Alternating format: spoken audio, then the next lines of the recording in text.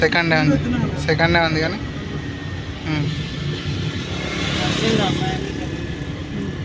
అటు పోతున్నాను అన్న రైట్కి, కొంచెం చూసుకో. మొత్తం ఇటు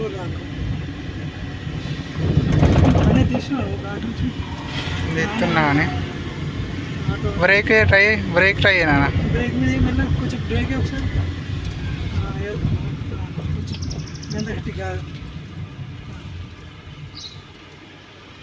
ఫస్ట్ గేర్ వేసి మళ్ళీ ఫస్ట్ గేర్